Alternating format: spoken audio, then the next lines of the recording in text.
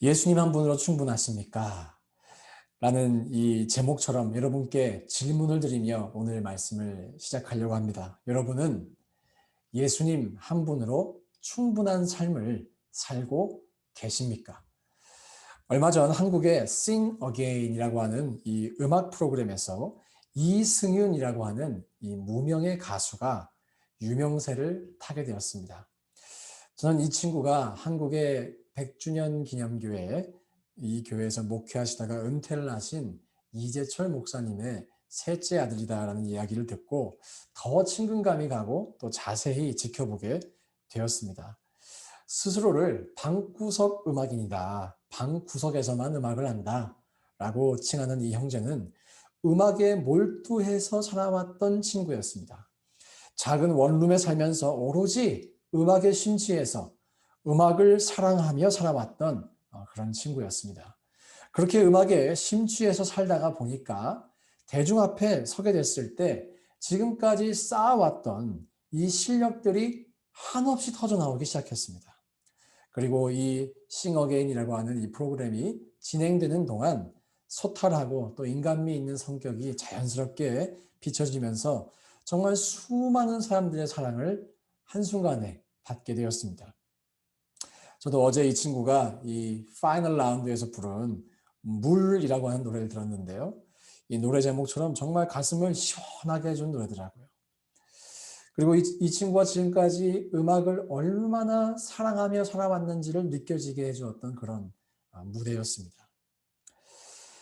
이 무명 가수가 지금까지 살아왔던 삶은 음악이면 충분합니다. 라고 하는 말로 요약될 수가 있을 것입니다. 음악을 통해서 돈을 벌려고 했던 것도 아니고, 유명해지려고 했던 것도 아니고, 순수하게 음악 자체를 사랑하며 살아온 것입니다. 그리고 그 순수함이 관객들에게도 다가왔기 때문에 더더욱 선풍적인 인기를 끌게 되었습니다. 이 가수가 부른 이 유튜브 영상에 달린 댓글을 보면 이런 표현이 참 많았습니다. 이승윤은 찐 가수다. 요즘에 이 찐이 붙으면 진짜라는 뜻입니다. 진짜. 진짜 가수다라는 칭찬인 것이죠. 이 가수를 보면서 제가 저 스스로에게 이런 질문을 하게 됐습니다. 이 무명의 가수가 음악을 사랑하며 살아왔던 것처럼 나는 예수 그리스도를 그만큼 사랑하며 살아왔는가? 이 친구가 음악을 사랑하는 그 순수한 마음이 다른 사람들도 보면 알 수 있었던 것처럼 나의 사역과 삶을 보는 사람들도 내가 예수 그리스도만으로 충분히 만족하고 예수님만을 순수하게 사랑하는 그 모습이 느껴질까? 느껴질까? 그런 생각을 하게 됐습니다. 특별히 나와 가장 가까이서 사는 내 가족들이, 내 자녀들이 나를 어떻게 평가할까? 과연 내 가족들은 내가 예수 그리스도로 충분한 사람이라고 나를 바라보고 있을까? 내가 찐 가수는 못 될지라도 찐 신앙인이라는 댓글이 내 삶에는 달리고 있는가? 사랑하는 여러분, 여러분은 어떠십니까? 여러분은 스스로가 생각하시기에 예수 그리스도만으로 충분한 삶을 살아가고 계십니까? 만약 여러분의 인생을 동영상으로 만들어서 유튜브에 딱 올릴 수 있다면, 와, 이 사람은 찐 신앙입니다. 이런 댓글들이 여러분 달릴 수 있겠습니까? 우리의 삶이 정말 영상으로 만들어져서 유튜브에 공개될 일은 없겠지만, 한 가지 분명한 사실은 우리가 언젠간 주님 앞에 섰을 때 그 주님의 평가를 받게 된다는 것입니다. 저는 바로 그 순간에 저와 여러분들이 주님으로부터 너희들은 찐 신앙인이었다라고 그런 칭찬을 받기를 소망합니다. 주님께서 우리의 삶을 보시며 기쁘셨다라고, 그리고 기뻤기 때문에 몇 번이고 리플레이 해보고 싶었다라고 그런 칭찬을 받을 수 있기를 간절히 소망합니다. 그리고 그러기 위해서 우리가 기억해야 할 가장 필수적이고 궁극적인 조건이 있다면 그것은 바로 예수 그리스도만으로 충분한 삶을 살아가는 것입니다. 저의 표현을 주의해서 한번 들어봐 주십시오. 가장 필수적이고 가장 궁극적이라는 표현을 사용했습니다. 여기서 필수적이라고 하는 것은 우리가 진짜 신앙인이 되기 위해선 반드시 예수 그리스도만으로 충분한 삶을 살아가야 한다는 것입니다. 다른 말로 우리가 예수 그리스도만으로 충분한 삶을 살아가기로 결단했을 때 바로 그때가 우리의 진짜 신앙생활의 출발점이라는 것입니다. 예수 그리스도만으로 충분한 그 삶은 어떤 신앙의 높은 경지에 있는 것이 아닙니다. 소수의 사람들만이 누릴 수 있는 영적인 부요도 아닙니다. 오히려 우리의 신앙이 출발하는 지점이고 따라서 이 삶은 모든 신앙인들에게 열려있는 허락된 삶입니다. 이렇게 예수로 충분한 삶은 우리에게 필수적인 삶입니다. 신앙의 기초가 되기 때문에 그렇습니다. 또한 예수로 충분한 삶은 우리의 궁극적인 목표라고 말씀을 드렸습니다. 우리는 신앙생활을 통해서 구원과 영생을 얻게 되었는데 근데 그 영생은 어떠한 삶인가요? 삼위일체 하나님과 영원히 함께하는 삶입니다. 그 하나님을 영원히 예배하는 삶입니다. 어떤 이 유스그룹 학생 한 명이 제가 아는 선교사님께 이런 말을 했다고 합니다. 선교사님, 저는 예배드리는 게 너무 싫어요. 유스그룹다운 말이라고 할 수 있겠죠. 선교사님, 저는 예배드리는 게 너무너무 싫어요. 그래서 선교사님이 이렇게 질문하셨다 그래요. 얘야, 혹시 그럼 너는 천국 가는 것도 싫니? 그러니까 이 학생이 곰곰이 생각을 해보더니 천국은 가야겠잖아요. 그래서 아니요, 저 천국은 가고 싶은데요. 그랬대요. 그때 선교사님이 이렇게 명답을 하셨습니다. 얘야, 천국은 영원히 예배하는 곳이야. 네, 하나님 한 분만으로 충분한 곳, 그분을 예배하고 찬양하는 곳이 바로 천국이라는 것이죠. 그래서 예수 그리스도로 충분한 삶은 그 삶은 우리의 필수적인 기초적인 삶이지만 또한 우리의 궁극적인 삶이라는 것입니다. 다른 말로 이 삶은 우리 신앙생활의 처음이요 마침이 된다는 것입니다. 하나님께서 우리에게 이러한 삶을 살라라고 요청하시는 데에는 몇 가지 이유가 있습니다. 그 중에서 가장 중요한 것은 하나님은 우리가 예수 그리스도 이외의 그 어떤 것으로도 만족하거나 채워질 수 없는 존재라는 것을 잘 아시기 때문입니다. 우리의 인생에서 예수께서 계셔야 할 그 자리를 만약 다른 누군가가 앉아 있거나 만약 다른 무언가가 우상이 되어 그 자리를 차지하고 있다면 우리는 끝없이 목마른 삶을 살아가게 되어 있습니다. 어찌할 수 없는 우리가 그렇게 디자인된 모습입니다.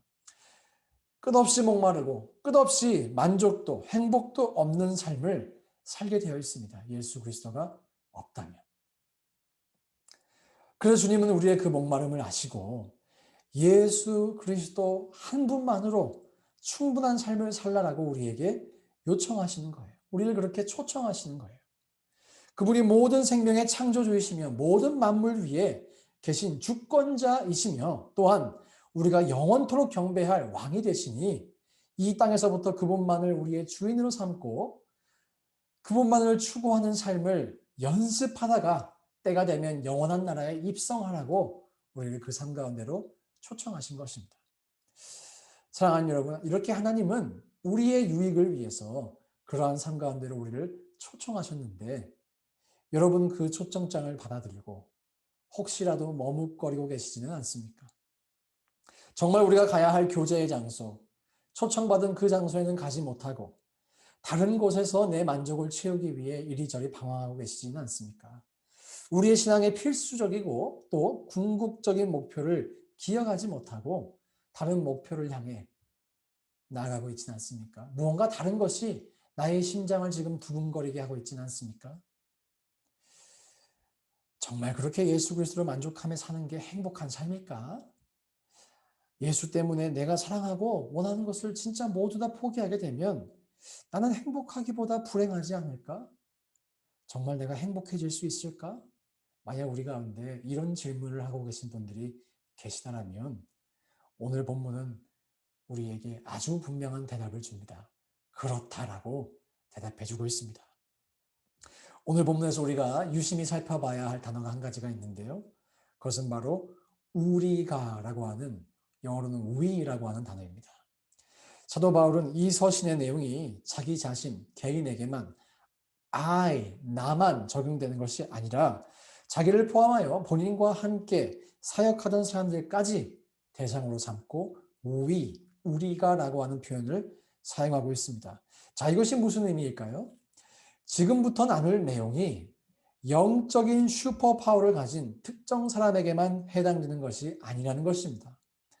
모든 사람에게 적용될 수 있는 메시지라는 것이죠. 바로 그 메시지의 첫 번째 강조점은 예수 그리스도로 한 분만으로 만족하는 사람은 겉사람이 낡아져도 낙심하지 않는다는 것입니다. 겉사람이 낡아져도 낙심하지 않는다는 것입니다. 자, 우리 가운데 나이가 들어가는 것을 달가워하거나 좋아하는 분은 많이 계시지 않을 것입니다. 아마 사도 바울과 그 일행들도 동일한 마음이었던 것 같습니다. 점점 나이가 들수록 몸이 예전 같지 않고 젊은 시절에는 에너지가 많으니까 이런 꿈도 꾸고 저런 꿈도 꾸며 모든 걸 할 수 있을 것 같았는데 나이가 들수록 에너지도 패기도 용기도 다 사라져 버리는 것만 같으니, 그리고 언젠간 나라고 하는 이 존재도 사라질 것만 같으니 누가 그것을 반가워하겠습니까? 또한 사람은 나이가 들면 들수록 자기가 살아온 삶을 되돌아보게 됩니다. 내가 무엇을 이루었지? 무엇을 남겼지? 무엇을 잘했지? 또 무엇이 내가 부족하지? 이런 것들을 계수하게 된다는 것입니다. 더군다나 바울은 나이가 들어갈수록 젊은 시절 자신이 가졌던 그 무한한 가능성들이 생각났을 것입니다. 바리새인 중에 바리새인이었고 가말리알 문화에서 성장한 엘리트였는데, 초특급 엘리트였는데 예수의 복음을 증거하겠다며 그 모든 것을 포기했잖아요. 예수님 한 분만으로 만족하겠다면서 전혀 다른 삶을 살아갔잖아요. 그런데 그런 삶을 살아오면서 바울이 인간적으로 남긴 것이 많지 않았어요. 여러분 한번 생각해 보십시오. 바울이 자기 명의로 된 집이 있었을까요? 없었을까요? 부동산이 있었겠습니까? 없었겠습니까? 저는 없었다라고 봅니다. 노년에 의지를 하고 기댈 수 있는 자녀들이 있었을까요? 없었을까요? 없었습니다. 함께 사역을 했던 동지들도 몇몇은 바울을 배신하고 버리고 떠나갔습니다. 참 외로운 삶을 살았을 것입니다. 더군다나 요즘에는 상대적 박탈감 이런 말 많이 하잖아요. 바울의 동기들, 가말리아의 문화에서 같이 공부했던 사람들이 틀림없이 바울이 나이가 들어가면 들어갈수록 유대교의 중요한 요직들을 차지해가면서 장관도 되고 국회의원도 되면서 평안한 노후를 약속받았을 것입니다. 아마 이런 사회문화적인, 경제적인, 그리고 신체적인 변화를 바울도 한 사람의 인간으로서 깊이 느꼈던 것으로 보입니다. 그래서 오늘 본문에서도 낙심이라고 하는 단어를 사용하고 있는 것입니다. 나이가 들수록 낙심될 수 있구나. 이런 마음이 내 마음을 파고들 수 있구나라는 것을 스스로 느끼고 있고 공감했기 때문에 이런 표현을 지금 사용할 수 있는 것입니다. 바울이 애초부터 우리와는 다른 이 뇌 구조를 가진 사람이어서 낙심이란 감정을 전혀 느끼지도 않는 철인이 아니었다는 거예요. 그 감정을 알았기 때문에 오늘 이 본문에서도 그것을 묘사하고 있다는 것입니다. 그런데 그렇게 낙심이라고 하는 감정이 내 마음 한켠에 분명히 존재하고 있었는데, 중요한 것은 그 낙심을 덮고도 남을 또 다른 감정이 존재했다는 것입니다. 그것은 바로 속 사람이 날마다 새로워지는 것을 경험하는 데서 오는 기쁨이었습니다. 예수를 닮아가는 삶을 간헐적으로 어쩌다 한번 경험했던 것이 아니라 오늘 본문이 뭐라고 말씀합니까? 날로라고 되어 있습니다. Day by day, every day 이런 삶을 경험하고 살았던 거예요. 이렇게 바울은 많은 사람들에게 인정을 받거나 부를 얻거나 명예를 얻거나 그런 삶을 살진 않았지만 도리어 감옥에 갇히고 숱한 고난을 겪고 자기가 개척했던 교회로부터도 외면을 당하는, 오늘 이 고린도 교회가 그런 교회잖아요. 자기가 개척했던 교회로부터도 외면을 당했습니다. 그런 삶을 살아왔지만 노후 대책도 전혀 없는 지금 결말을 맞이하게 됐지만 날마다 예수와 동행하는 그 기쁨이, 예수를 닮아가는 영광스러움이, 예수를 사랑하는 이 삶이 그 모든 낙심을 이기고도 남을 만큼 내 안에 부유했다라고 고백하고 있는 것입니다. 사랑하는 여러분, 저는 이 오늘 16절에 나타난 이 바울의 이 고백을 우리도 진심으로 할 수 있기를 주의 이름으로 축원드립니다.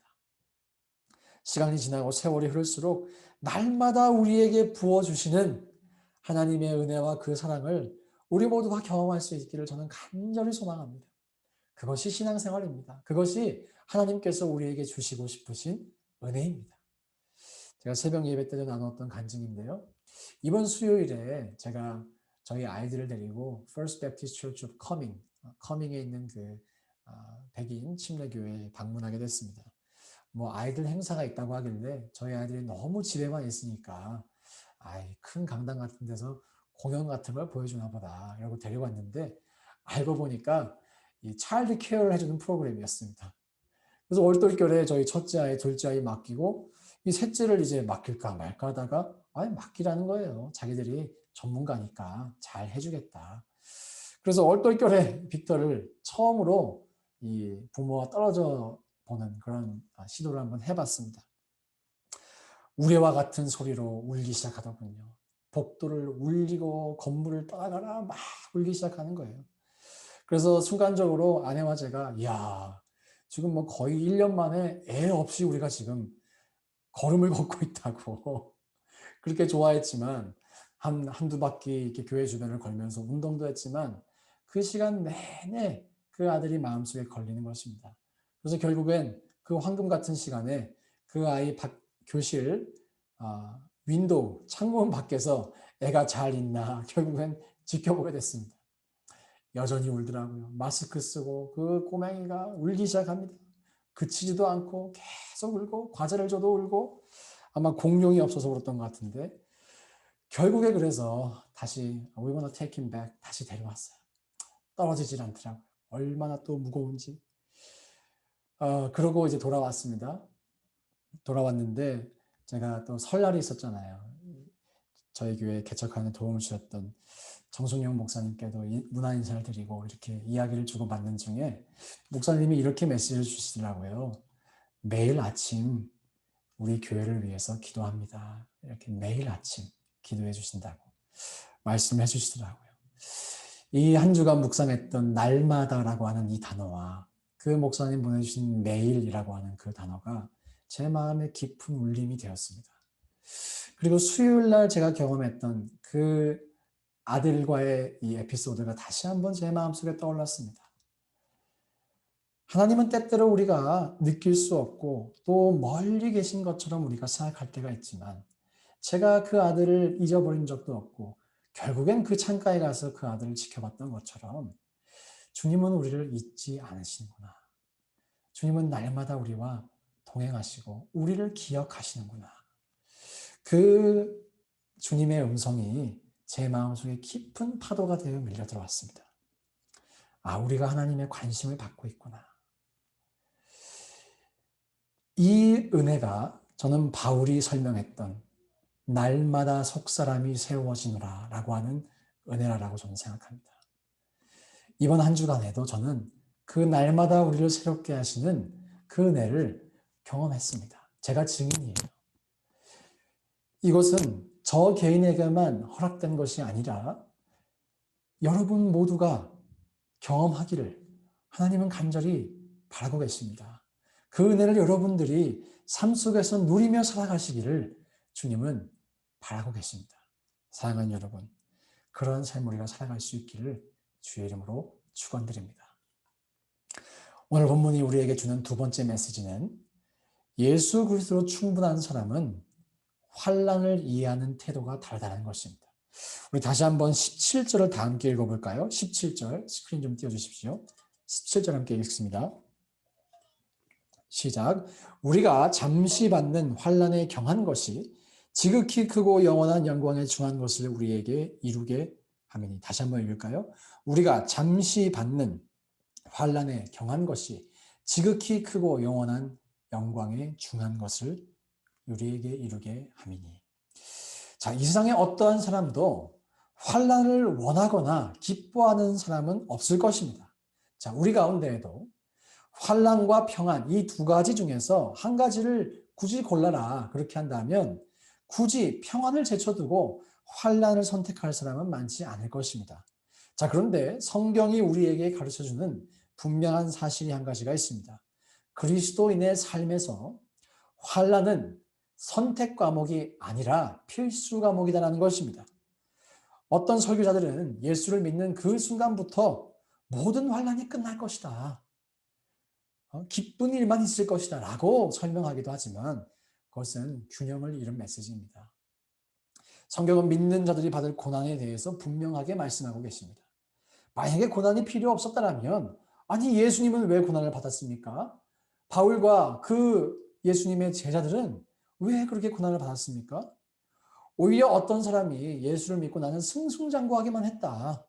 나는 모든 게 잘 됐다라고 한다면 나는 환난이 하나도 없었다라고 말한다면 우린 정말 그 사람이 믿는 예수가 진짜 예수인지를 질문할 필요가 있을 것입니다.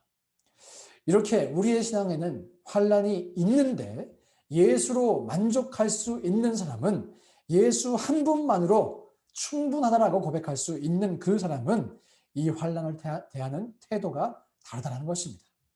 첫째로 환난을 가볍게 봅니다. 가볍게 봅니다. 이것이 아주 중요합니다. 본문을 살펴보면 환난에 경한 것이라고 표현되어 있습니다. 자, 여러분 가볍고 무거운 것은 상대적인 개념이에요. 상대적인 개념입니다. 예, 여기에 아무리 무거운 것이 있을지라도 제 노트북이 아무리 무겁다 그래도 더 무거운 자동차가 등장하면 그 노트북은 자동차보다 가벼운 것이 되는 것이죠. 자, 환란이 분명히 존재하는데 그리고 그것이 우리의 인생에 무거운 짐도 될 수 있는데 그러나 그 환란 뒤에 지극히 영원하고 그 상급이 영광의 상급이 더 크게 더 무겁게 느껴지는 사람에게는 지금 있는 환란이 가볍게 보일 수 있다는 것입니다. 상급이 보이기 때문에 그렇습니다. 믿음의 눈을 가졌기 때문에 그렇다는 것입니다. 그리고 이 예수로 만족하는 사람은 이렇게 환란을 가볍게 보는 것뿐만 아니라 도리어 이 환란이 우리를 향한 하나님의 뜻을 이루는 도구로 작용한다라고 고백할 수 있습니다. 오늘 본문에서도 우리에게 이루게 함이니 우리에게 이루게 함이니라고 고백하고 있습니다. 환란으로 말미암아서 이 지극히 크고 영원한 영광에 중한 것이 여러분의 삶 가운데 이루어질 수 있다는 거예요. 이것이 모든 믿음의 사람의 성경에 등장하는 모든 믿음의 사람의 공통적인 고백입니다. 욥의 고백이었습니다. 요셉의 고백이었습니다. 다윗의 고백이었습니다. 시편 기자들의 고백이었습니다. 저는 이 고백이 여러분의 고백이 또한 되기를 소망합니다. 예수님 때문에 자존심을 포기해야 할 때가 있습니까? 눈물 흘려야 할 때가 있습니까? 예수님 때문에 금전적인 손해를 봐야 할 때가 있습니까? 우리 기쁨으로 할 수 있기를 소망합니다. 한국교회가 낳은 위대한 인물 중에서 주기철 목사님이라는 분이 계십니다. 1936년에 평양 이 산정현 교회에서 목회를 하셨는데 일제의 신사참배에 반대해서 일사각오라는 이 메시지를 전하시면서 끝까지 신사참배하지 않으셨던 목회자이셨습니다. 그로 인해서 수많은 고문을 받았고 결국에는 순교하시게 되었습니다. 당시 주 목사님의 주검을 물려받았던 그의 자녀들은 목사님의 시신을 보고 깜짝 놀랐습니다. 이 손톱과 발톱이 잔인한 방법으로 다 뽑혀 있고 온몸이 몽둥이로 너무 두들겨 맞아서 형태를 알아보기가 힘들었다는 것입니다. 그 당시 많은 목회자들이 교계의 지도자들이 신사참배는 국가의식이지 종교의식이 아니다 라고 합리화하면서 신사참배했었습니다. 그리고 주기철 목사님도 그런 흐름에 동조하면서 말 한마디만 바꾸었으면 성도들에게 내가 잘못 생각했던 것 같다고 그렇게 편안한 방법을 선택했다면 굳이 그렇게 고문받을 일도 없었을 것이고 죽는 일도 없었을 것입니다. 근데 왜 그는 그런 선택을 했습니까? 눈에 보이는 일제의 권력보다 눈에 보이지 않는 하나님을 볼 수 있었기 때문입니다. 그 일제의 권력보다 하나님을 더 두려워했기 때문입니다. 지금 자신에게 닥친 환난보다 자신이 예수께 받은 구원과 은혜가 더 크게 느껴졌기 때문에 그 이후에 있을 영광이 믿어졌기 때문에 그런 선택을 할 수 있었습니다. 저는 이 순교가 진짜 기독교 신앙이 무엇인지를 보여주는 순교라고 저는 믿습니다. 보이지 않는 그 신앙의 가치가 얼마나 견고할 수 있고 얼마나 위대한 것인지를 증명하는 순교라고 저는 믿습니다. 그리고 한국교회가 그 순교의 정신 위에서 물론 부족한 면도 있지만 오늘까지 왔다라고 저는 생각합니다. 저와 같은 후대의 목사들도 그분들의 신앙을 본받기 위해 지금 노력하고 있지 않습니까? 사랑하는 여러분, 주를 위해 받는 환난을 선택하십시오.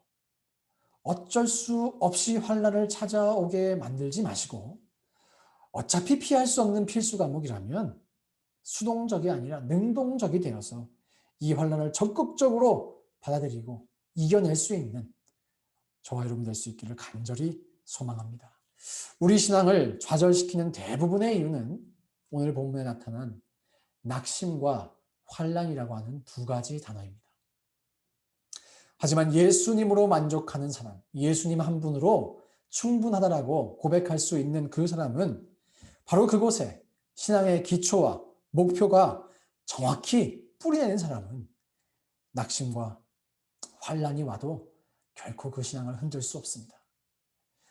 오히려 낙심 가운데 기뻐하며 환난 가운데 하나님의 뜻을 이루어가 그 낙심과 환난을 도리어 놀라게 만들 것입니다.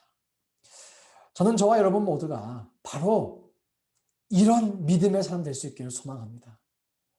진짜 믿음의 사람, genuine하고 sincere하고 pure한 믿음의 사람 될 수 있기를 소망합니다. 오늘 본문은 마지막으로 이 모든 것을 요약해서 우리에게 이렇게 도전합니다. 우리가 주목하는 것은 보이는 것이 아니요 보이지 않는 것이니 보이는 것은 잠깐이요 보이지 않는 것은 영원합니다. 사랑하는 여러분, 잠깐 보이는 것에 현혹되지 맙시다. 보이지 않는 영원한 것, 예수 그리스도만으로 충분한 삶, 그분께 all in 된 삶, 그분만을 추구하는 그런 삶, 바로 이런 삶을 살아가면서 먼 훗날 하나님께서 우리의 인생을 보시며 우리는 너희들은 찐 그리스도인이었다라고 우리가 그렇게 인정받을 수 있기를, 또 우리 교회가 진짜 교회였다라고 칭찬받을 수 있기를 존귀하신 예수 그리스도 이름으로 축원드립니다.